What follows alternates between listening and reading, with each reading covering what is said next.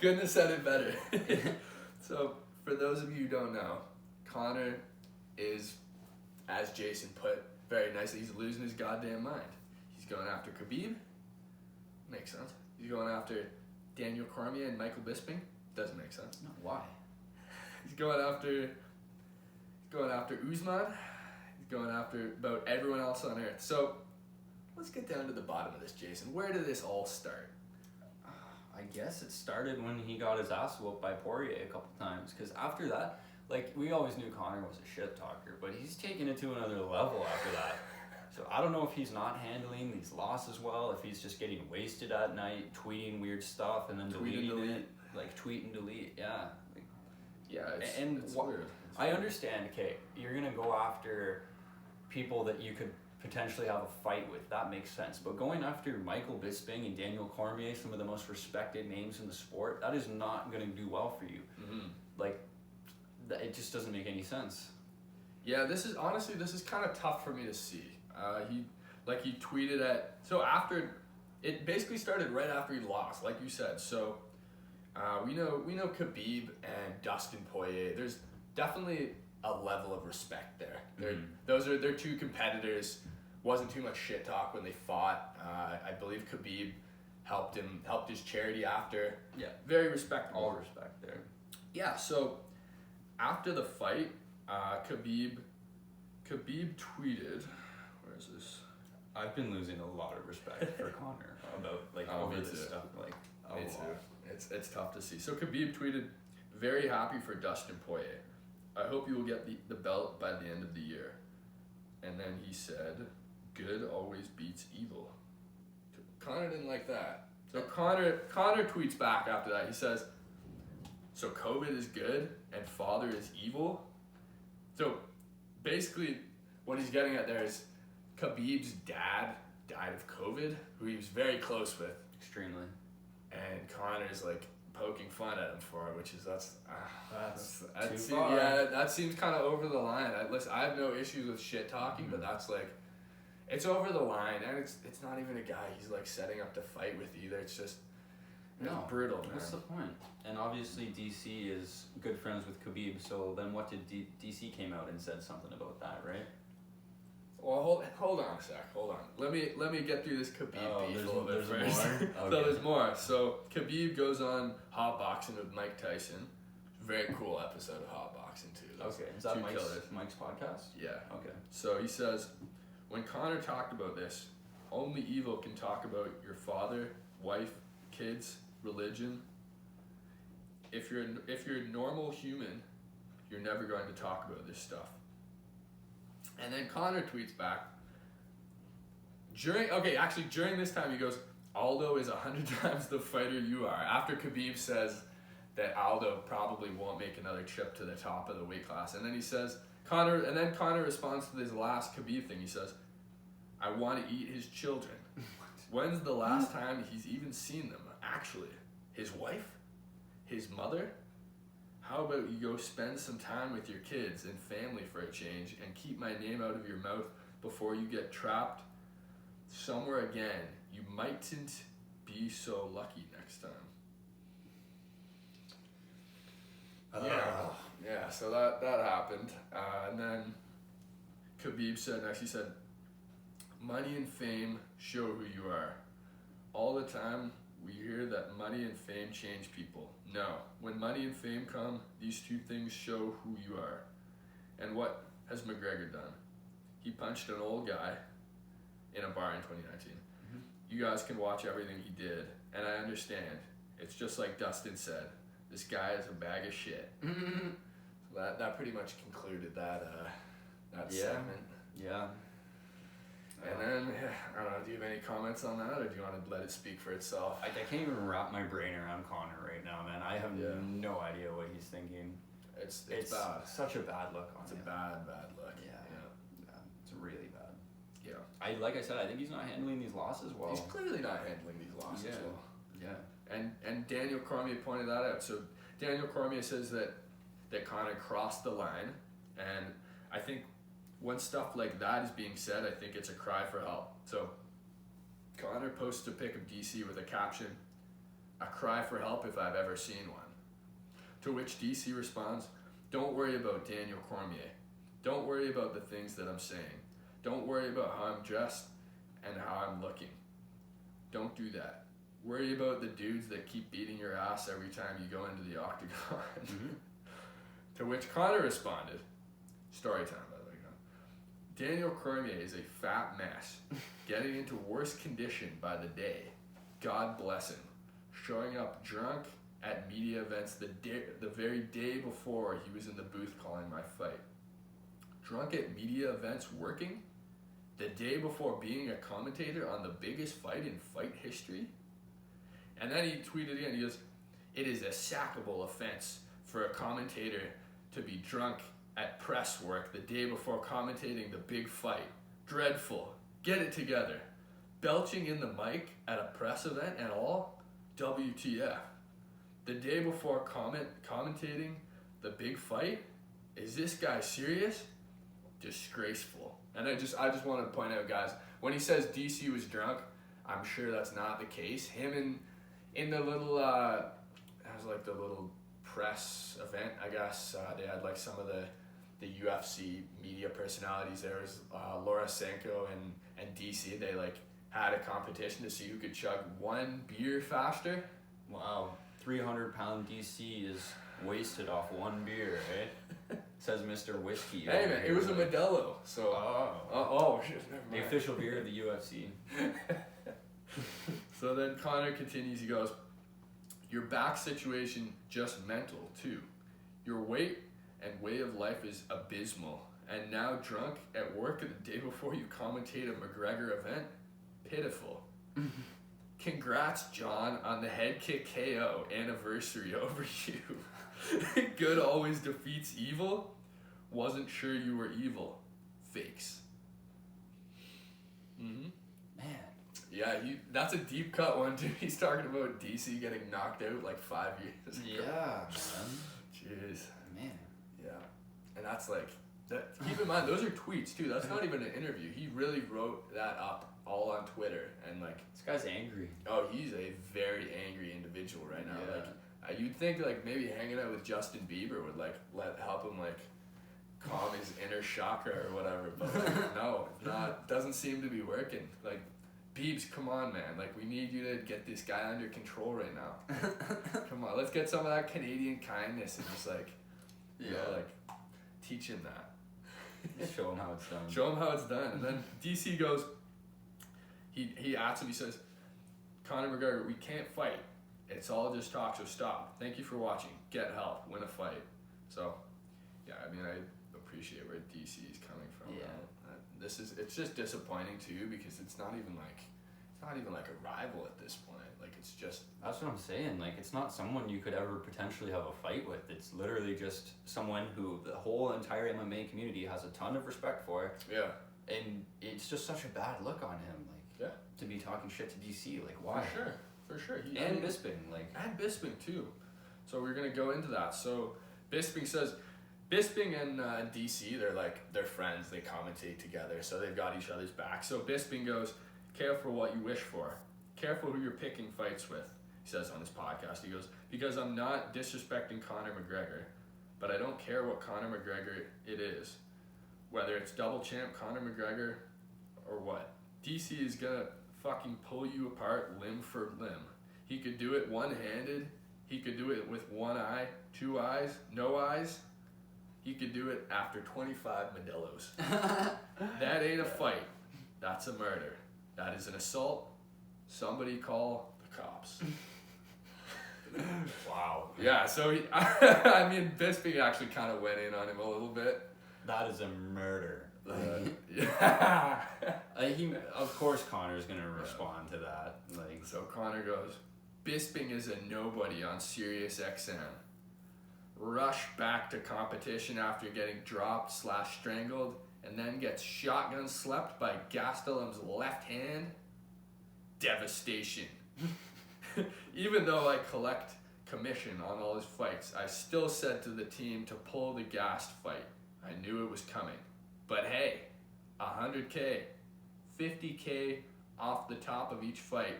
I used to say, yoink every time it hit the account. What the hell does that even mean, dude? He's claiming that he made commissions on Michael Bisping's fights. Okay.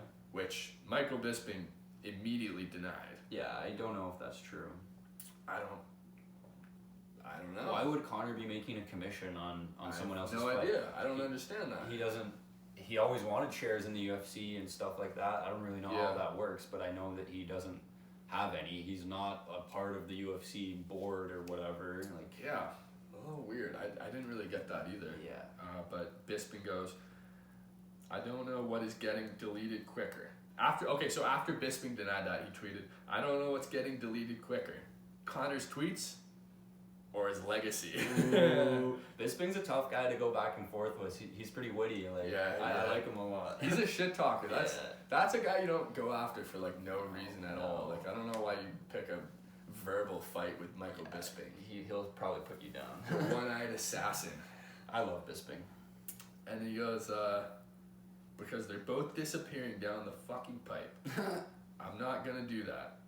You know, I'm not going to get into it publicly on social media like I'm fucking arguing with some 13-year-old kids on Call of Duty. And then basically Conor continues to rant. He says, the only legacy I give a fuck about is the legacy 5,000 my mother flies around in. Okay. No, that's kind of funny. Yeah. That's kind of funny. Was that like a jet or something? Yeah. Okay. And then Bisping says, money doesn't make you a man, little guy. Besides, even if you stood on your wallet, I'd still be a bigger man than you. I like that. That's funny. That's pretty funny. And then basically McGregor goes into all this stuff, making some allegations about people like coming after Bisping in the UK, and then Bisping coming to the US to train. Honestly, I'm not exactly sure what he's referring to, so I'm not going to get into that. And then Conor, he moved on to Kamaru Usman. I have a theory that maybe Khabib might have sparked this a little bit because Khabib actually, he put some stuff on his social media. He was hanging out with Kamaru Usman, and he was saying, I believe he said he's like the top guy in the UFC right now, which I mean, you could definitely make that argument. I'm not sure if I would say that, but he's definitely top 3 without a question. Yeah, maybe definitely top 10 of all time, probably potentially top 5 of all time. Of active fighters right now, he's definitely in the top 3. Yeah. Has to be. So on a Q&A, a fan asked Conor, what's it like to spark people unconscious in 3 different weight divisions? And Conor goes, tremendous. I love this record. I fight for the 170-pound title. I will spark him too. That would be the fastest KO in UFC title fight, 13 seconds. Most knockdowns in UFC title fights, 5, and then another KO in a UFC title fight. 3 title fights, 3 KOs, 3 new records. It's right there. Okay, so I mean, at least in this scenario, he's not necessarily like shit talking as much. He's saying he wants to go out and get the 170-pound strap, which I'm okay with that, Conor. I'm not mad at that, Conor. I'm not mad at ambitious Conor. I'm mad at talking aimless shit, Conor. Yeah. Also, I think Usman would kill him anyway. That's a nightmare matchup for Conor.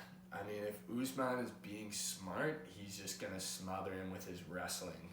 Yeah, no, there's no way Conor wins that fight. Usman is huge for that weight. First of all, yeah. Conor's not really a natural 170, is he? Like, I don't think so. He would be really small. More times he fights at lightweight. Yeah. So he would probably just like the strength difference would be immense. Like Usman would just manhandle him. Oh yeah, I think so. Yeah. And Usman showed interest. He said, "Spark who? You must be talking about that pipe you've been smoking." That's funny. Unlike you, if I'm gonna talk shit, I'll at you. Now be quiet before I call Poirier or Khabib or Diaz to finish you again. And honestly, my favorite part about this whole thing is the only guy Conor is like buddy with is Jose Aldo. He's like defending Jose against Khabib. So weird. It's so weird because those guys like hated each other. And Aldo's saying he's like I don't want to fight Conor again. He's like, I hope Conor can get back to the top. And it's so weird, man. Like who would have thought that? I mean, Conor basically destroyed Jose Aldo through mental warfare before he beat him. Yeah. Like Jose Aldo hated him. He wanted to hit him so much. Like he said going in, he's like, I've never like really like hated my opponent to that extent. Really? Yeah. Because Conor was like, he was brutal. Yeah. In Brazil, just talking a bunch of trash to him. Yeah. Conor ended his long run too. It's ridiculous. Yeah, that is ridiculous. He was like, I think he had like the longest winning streak out of anybody maybe at that point, and friggin' Conor somehow knocks him out in like 3 seconds. Crazy. Yeah. Mental warfare. But yeah, I'm just losing so much respect for Conor. I think everyone kind of is. I'm not sure. I mean, yeah. I don't know. I mean, I still want to see Conor come back, but it's just losing a bit of the oomph. Like I just don't believe any of the shit he's talking anymore. No. You almost saw that a little bit going into the Dustin fight. I don't know, it just seemed a little bit empty what he was saying to Dustin, and I mean, part of it was the fact that Dustin was just like, he was just quiet, and you could tell he was confident. He got it done in the last fight, and he knew he could get it done again. Yeah. But it's tough to see Conor like this, man. It's weird. Like, I don't know what the hell's going on with him. Yep. He actually said he was gonna fight in a wheelchair boxing event. Yeah, too. I saw that, and I was like, who the hell wants to see that? Like, he ended up. Yeah. What do you like? Wheel around with one hand and like. Hey man, hey, are you dissing wheelchair boxing? Is that even a thing? That's a thing. Oh, I've never seen it. I just can't imagine. It's whatever. No, he ended up he pulled out of this fight because he wants to recover. I mean, it was gonna be in like September, I think, which is nuts. Mm-hmm. Like he's still gonna be messed up at that point. Yeah, for sure. Yeah. So Conor McGregor losing his mind. Yeah. I don't even know what to think about it, man. It's pretty weird. It'll be interesting to see how things shape out in about a year from now. Just like, who does this guy think he is? Like, does he think people are gonna like respect him for saying all this messed up stuff? Like, no. Like, it's such a bad look. Yeah, my theory is Kamaru Usman might actually be right. He might be smoking a little bit of that pipe. Seems like it. Just maybe drinking too much Proper 12 and tweeting like crazy late at night, waking up and being like, oh, what did I do? Yeah. But I mean, as much as we laugh about it, it is kind of sad to see. Conor was the champ not all that long ago. And I don't feel bad for him. I don't necessarily feel bad for him. I'm not happy to see it. I had a lot of respect for Conor, and I'm starting to lose that respect. Yeah, 100%. Like I don't know for what purpose. Like if he just remained a bit quiet, focused on recovery, it's like, man, you can't even fight. You have a broken leg. Like, who are you talking to right now? Like, why? Yeah. No, I agree with you. But whatever. Well, I still want to see him fight again, but I kind of want to see him, like you mentioned earlier when we were talking, I don't want to see him fight another guy who is for sure just going to whoop his ass. If he fights Poirier again, I'm pretty sure Poirier is going to win. I'd like to see him fight Diaz. Me too. I was saying I would like to see Conor fight Tony, but I don't know if that would happen. I think the Diaz one is the more likely one. Conor's saying he's coming right back into a title shot. He may be. If I had to bet, I would say it's going to be either Diaz, fingers crossed, or it's going to be right into potentially a title shot if Poirier's won the belt at that point. Do you think it's only he gets the title shot if Poirier has the belt? Yes, 100%. Yeah. There's no way he would fight. Well, unless somehow Nate Diaz got the belt, but let's be real. You don't think here. So? Say Oliveira beats Poirier. You don't think Conor can come right into an Oliveira fight? Nah. I think it has to be Poirier. Okay. Yeah, that makes sense to me, but honestly, it's Conor McGregor. The UFC might just give him whatever he wants because it will make money, which I don't like, but it's whatever. It's the way it is. Because it's Conor McGregor. Yep. gets that special treatment. Got anything else to say, Jason? Oh, I've basically just repeated myself about how much I'm like I don't even know what to think about this, but yeah, I'm done. I'm done too. We'll see. I'm sure there will be updates soon. I'm sure Conor's gonna continue to tweet. I kind of hope he doesn't. Mm-hmm. But I mean, with that being said, it gives us interesting content to talk about on here. So yeah, it's a win-win situation. Right? Anyway, that's been episode number 5 of Beat Him to the Punch with Aaron J. Hope you guys enjoyed it.